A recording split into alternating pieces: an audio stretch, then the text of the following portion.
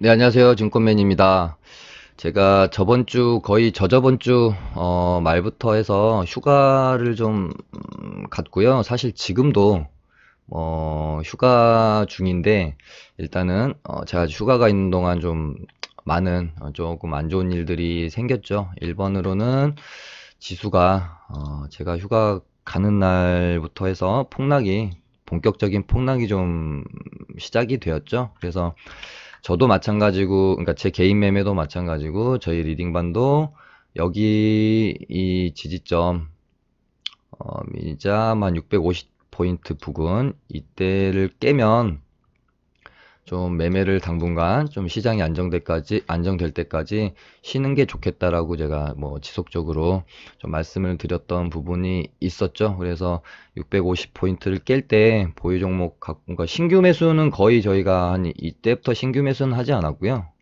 이 정도 라인부터 신규 매수는 하지 않았고, 보유하고 있던 종목들을 650포인트 깰 때 전량 좀 정리를 하고 현금 100%로 현금 100% 상태로 시장이 좀 안정될 때까지 좀 매매를 좀 쉬자라고 말씀을 드렸었죠. 왜냐면은 여기를 만약에 깬다라고 하면 거의 마지막 마지노선이 저는 이 부근이라고 봤거든요. 여기서 이렇게 쓰리바닥 만들고 돌리지 못하면 폭락이 한 번은 폭락장이 출현할 수도 있겠다라고 좀 상당히 높은 확률로 제가 어느 정도 이제 생각이 들었기 때문에 이거는 매매해봐야 계속해서 손해를 볼 수밖에 없는 장이 연출이 될 것 같다라고 좀 예상했던 부분이 있었습니다. 그래서 이때 7월 8일 날도 제가 증시 폭락 이제 시작일 수도 있다라고 좀 말씀드렸던 부분이 650 깰 때 그렇게 좀 매매를 쉬는 걸로 판단을 좀 내렸었고요. 저도 그냥 홀가분하게 현금 100%로 만들어 놓고 장기 투자로 갖고 가고 있는 좀 몇 종목 정도 남겨놓고 좀 그냥 홀가분하게 좀 떠났는데, 떠나는 날부터 코스닥도 뭐 마이너스 4% 폭락장이 연출이 됐고, 그래서 제가 한 번은 제가 올려드렸습니다. 그래서 제가 뭐 미리 방송 보신 분들은 미리미리 제가 언급을 좀 많이 드렸었거든요. 650 깨지면 저는 매매 안 할 거다. 그리고 휴가나 가는 게 좋을 것 같다라고 말씀드렸었고, 휴가를 갔는데 뭐 또 폭락장 나오니까는 뭐 방송 안 올린다 뭐 이러신 분들이 또 계셔가지고, 또 휴가 중에 영상을 좀 한번 올렸었고, 이때도 제가 8월 1일이죠. 8월 1일인 이때도 이때 8월 1일이죠. 이때도 뭐 지금 폭락 나온 다음에 3일 지지 지금 하는 것 같지만 이거 절대 안심하면 안 된다. 확실히 바닥 나올 때까지 매매하지 마시고 관망하시는 게 좋을 것 같다라고 좀 말씀드렸었죠. 근데 오늘 월요일인데 뭐 오늘 사이드카 발동됐습니다. 마이너스 6% 넘게까지 좀 떨어졌었고, 뭐 지속적으로 저는 말씀드리지만 바닥 확인될 때까지 매매 좀 쉬시는 게 좋을 것 같다라고 말씀드렸고, 바닥 잡는 방법은 제가 이날 영상에 좀 올려드렸으니까요. 좀 참고하시면 될 것 같고, 오늘 사실 뭐 이제 지수 이야기 먼저 하고 그 다음 신라젠 관련해서 좀 이야기를 해볼까 합니다. 일단은 뭐 제 방송 보신 분들은 제가 신라젠에 꽤 오래 주주인 것도 좀 아실 거고, 저도 나름대로 뭐 공부도 많이 하고 제가 많은 정보를 좀 취해서, 물론 제가 뭐 의학 전문의는 아니기 때문에 뭐 사실 의학 전문의 뭐 조차도 어떤 기업의 임상의 성공과 실패에 대해서 뭐 알 수 있는 부분은 아니잖아요. 그냥 뭐 확률적으로 개인이 그냥 좀 어느 정도 될 것인지 판단 정도 내리는 선에서 선까지가 개인이 내릴 수 있는 역량이 아닌가 싶어요. 어떤 기업이 임상의 성공과 실패에, 어떻게 보면 우리가 바이오주 투자는 뭐 모르시는 분은 없잖아요. 하이리스크가 분명히 존재하는 투자이고, 저도 마찬가지로 그 부분을 알고 인지를 하고 신라젠이라는 기업에 투자를 한 것이기 때문에 어떤 중요한 이벤트를 앞둔 상황, 무용성 평가라든지 임상 3상에 대한 뭐 이벤트를 앞둔 상황에서는 사실 저도 항상 감당할 수 있는 만큼만 가져가야 된다라고 좀 말씀도 많이 드렸었고, 저도 실제로 비중을 조금씩 줄여 나갔어요. 이제 제가 생각하는 대로 이 신라젠이라는 기업의 주가가 흘러가지 않았던 시점은 사실 이 정도부터였던 것 같아요. 7만 원, 8만 원대를 유지하다가 여기서부터 이렇게 꺾이는 시점. 물론 뭐 시장에 대한 가치 하락도 있었겠지만 그런 걸 다 떠나서 제가 생각한 대로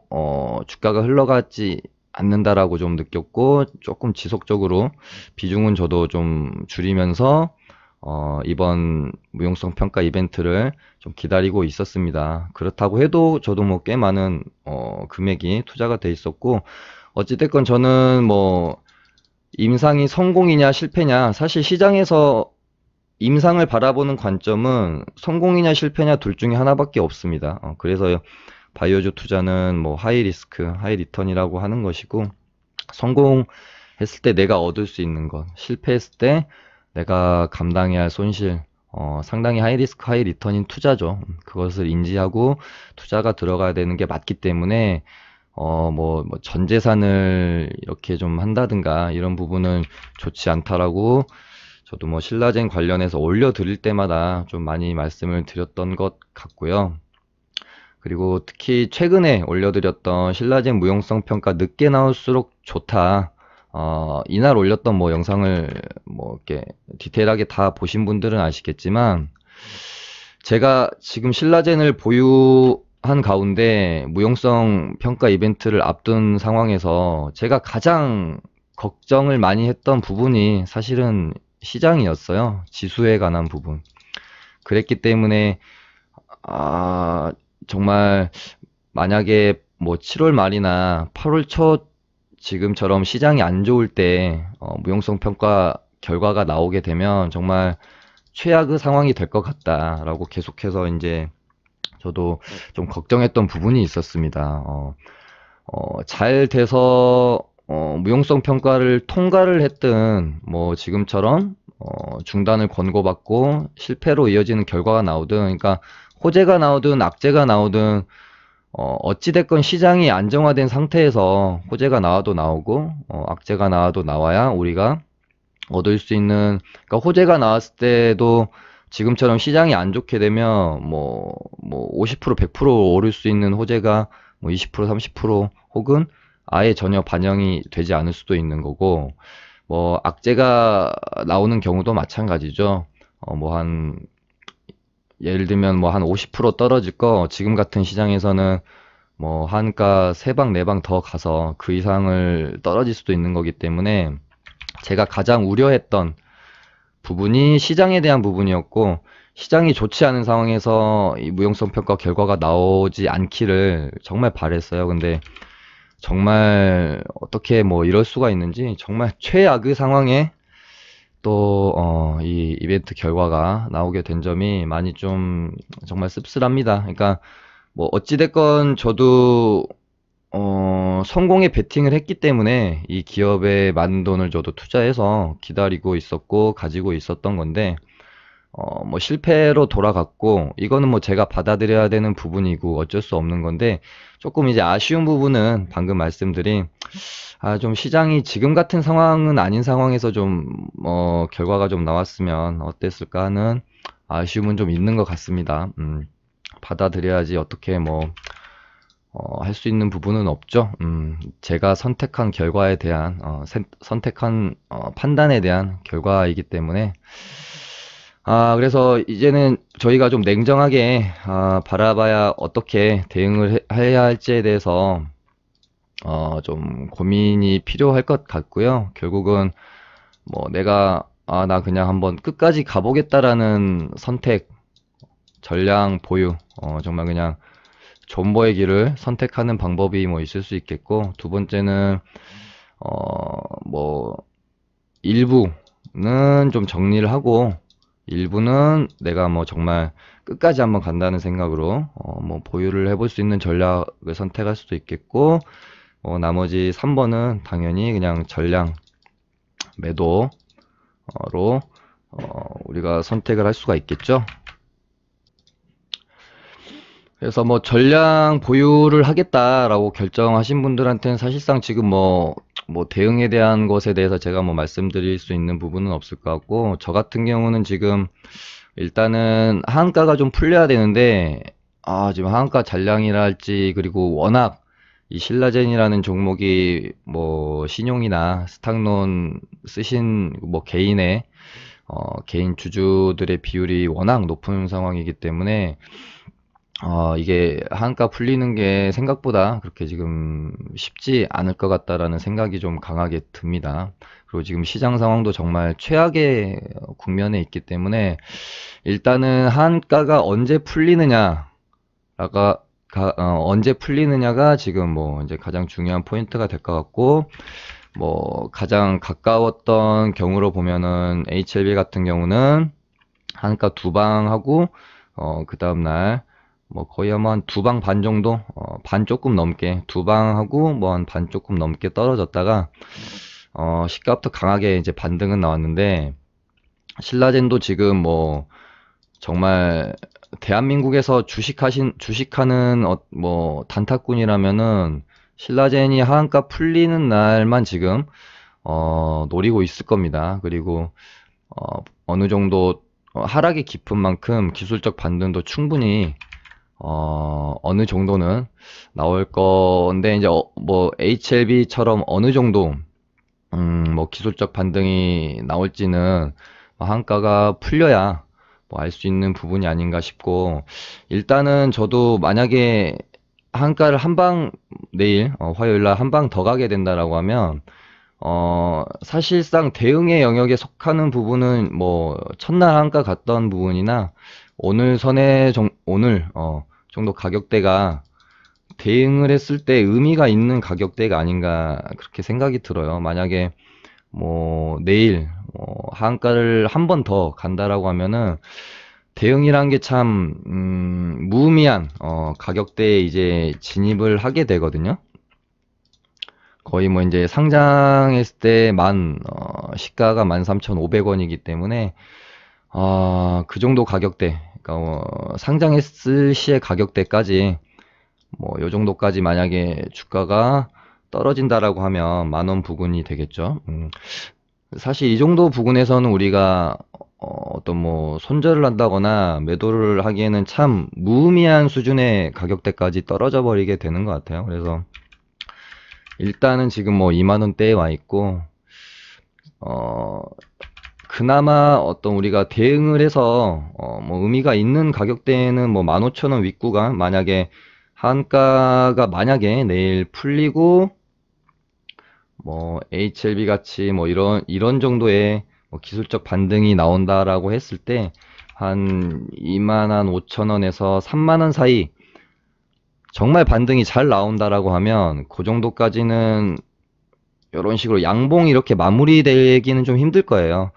쭉 기술적 반등이 한번 쭉 나왔다가 이렇게 좀 죽는 흐름이 나올 걸로 저는 일단은 보고 있고, 만약에 한가가 내일 풀리면 시가가 어디서 시작하는지도 일단은 중요한 부분이 되고요. 그래서 뭐 한 번 정도의 아주 큰 기술적 반등은 나오리라고 생각을 하고 있고, 그 기술적 반등이 나오는 가격대가 한 25,000원 이상 권의 영역에서 한 30,000원권의 영역까지 나와준다라고 하면, 저는 뭐 이 정도 부근에서 상당히 많은 부분을 일단 좀 정리하고 지켜볼까, 일단은 그렇게 좀 시나리오를 세우고 있고요.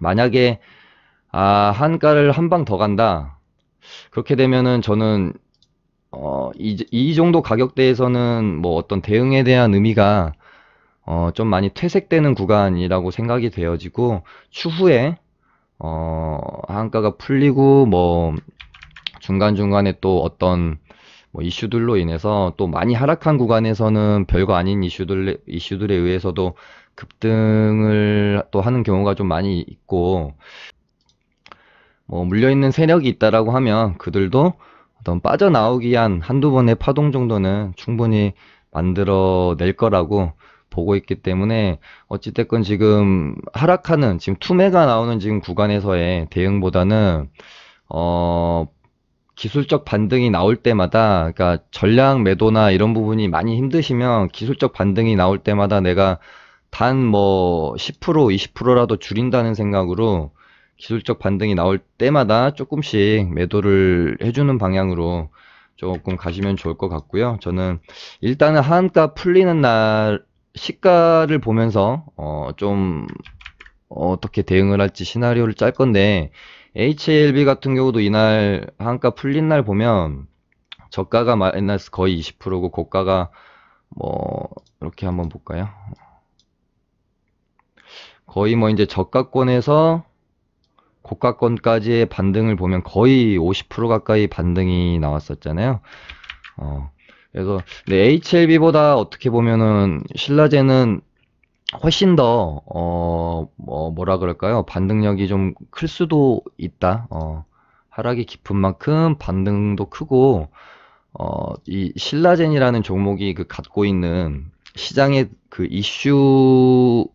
이슈의 정도가 HLB보다 이번 건이 훨씬 더 파급력이 좀 세기 때문에, 좀 기술적 반등이 HLB보다 좀 더 크게 나올 가능성도 충분히 있다라고 보고 있고, 또 뭐 이제 문 대표님이랑 이제 뭐 부사장도 그렇고 임직원들의 주식 이제 매입에 대한 의지도 상당히 강력하게 좀 언급된 부분이 있기 때문에 어느 정도 좀 하락이 좀 진정되는 구간에서, 그러니까 한가 풀리고 기술적 반등이 나오는 구간에서 물량을 조금 어느 정도 줄여 놓고 그 다음에 뭐 주식 매입 관련된 어떤 뭐 잠깐의 뭐 호재, 아니면 그 다른 뭐 파이프라인 관련해서 어떤 조금 뭐 호재가 될 수 있을 만한 이슈들, 뉴스들이 나오면서 좀 반등이 나올 때 조금씩 또 물량을 줄여가고 하는 방향으로 좀 봐야 되지 않을까. 저는 개인적으로 일단 그렇게 보고 있고요.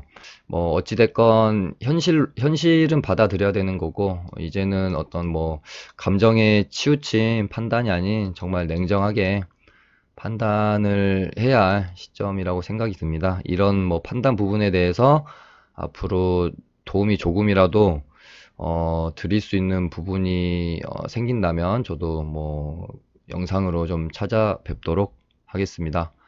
감사합니다.